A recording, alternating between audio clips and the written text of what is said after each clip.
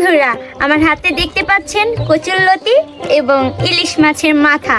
তো কচুরলতি আমরা অনেকেই অবহেলা করি, ফেলে দেই, আবার ভাবি যে কি বনে জঙ্গলে হয়, এগুলা খেয়ে কি হবে।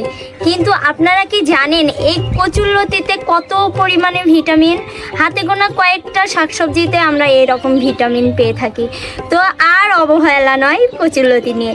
এবার কচুরলতি দিয়েই ইলিশ মাছের মাথা দিয়ে এমন একটি রেসিপি করে দেখাবো যা দেখলে আপনারা অবাক হয়ে যাবেন।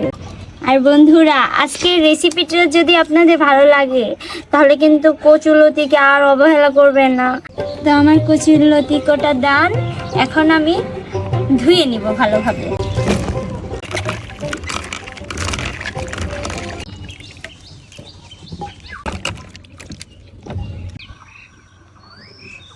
দিয়ে দিব, তারপর দিয়ে দিব আমি পেঁয়াজ কুচি। এবার আমি একটু নেড়ে নিব। প্রিয় বন্ধুরা, মরিচ পেঁয়াজ বাদামি কালার হয়ে গেছে। আমি এখন মশলা অ্যাড করব।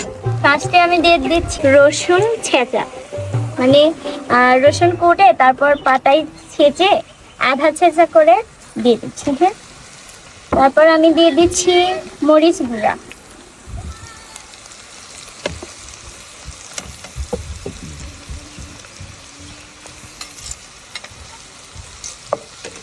তারপর আমি দিচ্ছি হলুদ গুঁড়া,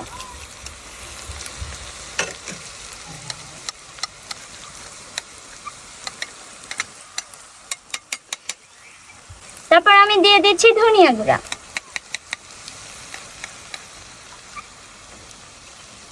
তারপর আমি দিয়ে দিচ্ছি আদা বাটা, তারপর মিক্স মশলা,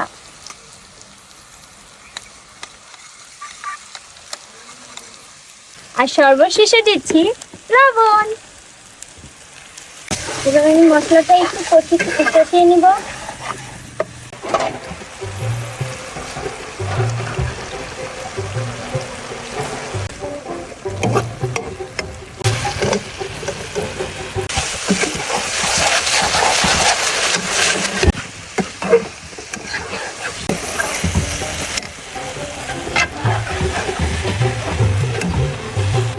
কচুরলতি দিয়ে ইলিশ মাছের ঘন্টি শেষ। এবার আমি তুলে নিচ্ছি। দেখেন, দেখতে কত সুন্দর লাগছে।